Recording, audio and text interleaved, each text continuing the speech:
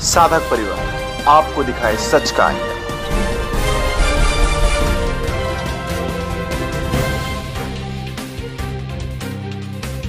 भाई वो तो प्रत्यक्ष रूप में प्रमाण है भाई। उनको इसीलिए जेल भेजा गया है कि इनको जेल में डाल दो और आजीवन कारावास नहीं, खाली मरते दम तक की कारावास सुनाई गई। और जो विदेशी शक्तियां हैं और ये विदेशी शक्तियों के हाथ में खेलने वाले खिलौने हैं, उनका विशेष हाथ इसमें है। 100 करोड़ रुपया हर महीना इस देश के अंदर इसलिए आ रहा है कि शीशे संतों को नष्ट कर दो। जब जब धरती पर महापुरुषों को सताया जाता है, एक नहीं कितने संत, खाली आसाराम बापू नहीं, उसके अलावा कितने संत आज भी जेल के अंदर बंद है। और हिंदूवादी सरकारें क्या कर रही हैं भाई? भले समय का इंतजार कीजिए, बाकी समय किसी को बख्शता नहीं है। रावण था जिसकी पार्टी में काल बंधा रहता था, उसको भी जाना पड़ा।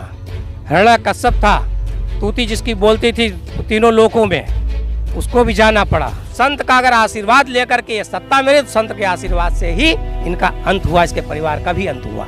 ये भी प्रत्यक्ष प्रमाण है। मैं वर्तमान शासकों से भी यही कहता हूँ, ये ना तो जीवन रहेगा और न ये समय रहेगा।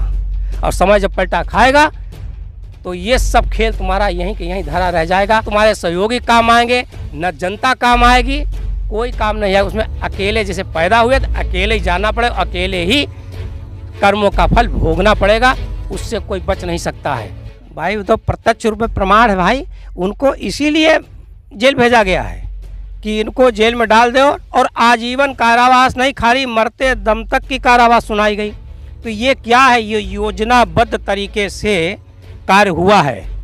इसमें कोई विशेष देखा जाए कि अदालतों का हाथ, जजों का हाथ कम है, और जो विदेशी शक्तियां हैं और ये विदेशी शक्तियों के हाथ में खेलने वाले खिलौने हैं, उनका विशेष हाथ इसमें है। क्योंकि वो नहीं चाहते। अरे 100 करोड़ रुपया हर महीना इस देश के अंदर इसलिए आ रहा है कि शीशे संतों को नष्ट कर दो। अरे भाई, संत नष्ट नहीं जा, तुम्हारा धन नष्ट हो जाएगा, तुम नष्ट हो जाओगे। आज अमेरिका की स्थिति देख लीजिए क्या है।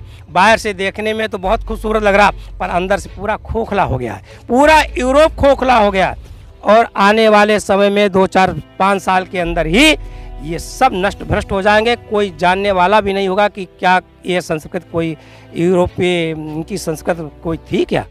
वो तो प्रकृति का खेल। अब देखिए, जब जब धरती पर महापुरुषों को सताया जाता है, एक नहीं कितने संत, खाली आसाराम बापू नहीं, उसके अलावा कितने संत आज भी जेल के अंदर बंद है। और हिंदूवादी सरकारें क्या कर रही हैं भाई? कहते हैं चोला तो पहन लिया है, हमने अपना तिलक लगा लिया है हिंदूवादी का, है? परंतु तो पीछे क्या हो रहा है खेल, अब ये तो भाई वही लोग जाने। पर हम तो इस बात के कहेंगे कि भले समय का इंतजार कीजिए, बाकी समय किसी को बख्शता नहीं है। रावण था जिसकी पार्टी में काल बंधा रहता था, उसको भी जाना पड़ा।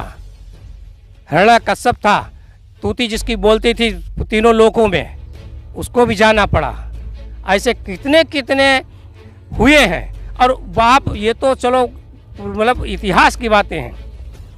आप प्रत्यक्ष रूप में इंदिरा जी का देख लीजिए कि इंदिरा जी ने समाज के अंदर ऐसा नहीं काम नहीं किया। काम नहीं किया होता तो आज ये उन्नत कैसे हुई होती? हुई, परंतु उसके साथ साथ में वो भी उन्हीं खिलौनों के हाथों में खेला करती थी। और खिलौने के हाथ में खेला करने वाली समाज के अंदर जिन जिन लोगों ने काम किए, उनकी हत्या करवाई और उतनी ही गोलियां लगी जितने लोग मारे गए थे। ये प्रत्यक्ष प्रमाण है। और संत का अगर आशीर्वाद लेकर के ये सत्ता मिले तो संत के आशीर्वाद से ही इनका अंत हुआ, इसके परिवार का भी अंत हुआ। ये भी प्रत्यक्ष प्रमाण है। इसमें कोई मैं अपनी तरफ से कुछ नहीं मिला रहा हूँ। ये सब देख लीजिए भाई कि अगर संत के आशीर्वाद से तुम सत्ता में अगर रही हो इतने सालों तक, तो संत के आशीर्वाद से ही तुमने गौ हत्या में पूरा परिवार तुम्हारा नष्ट भ्रष्ट हो गया, चला गया।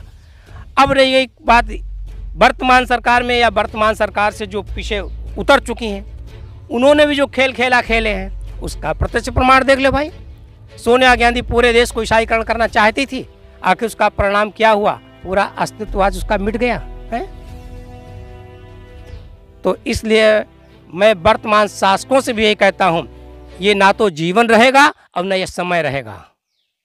जीवन भी अगर है तो मृत्यु निश्चित है, और समय आज ये चल रहा तो कल समय पलटा खाएगा। और समय जब पलटा खाएगा तो ये सब खेल तुम्हारा यहीं के यहीं धरा रह जाएगा। बाकी आगे की सोचो, क्यों मैं बता चुका हूँ ये शरीर नहीं था, नहीं की ओर जा रहा और नहीं रहेगा, तब ना तो कमांडो काम आएंगे, ना तुम्हारे सहयोगी काम आएंगे, ना जनता काम आएगी, कोई काम नहीं है उसमें। अकेले जैसे पैदा हुए तो अकेले ही जाना पड़ेगा, अकेले ही कर्मों का फल भोगना पड़ेगा, उससे कोई बच नहीं सकता है। और इसके लिए वास्तव में देखा जाए, मुझे कहना नहीं चाहिए क्योंकि अच्छाई बुराई हर जगह होती हैं।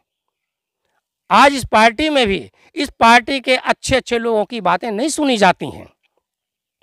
वो बेचारे बोलते हैं परंतु उनको भी लात मार दी जाती है।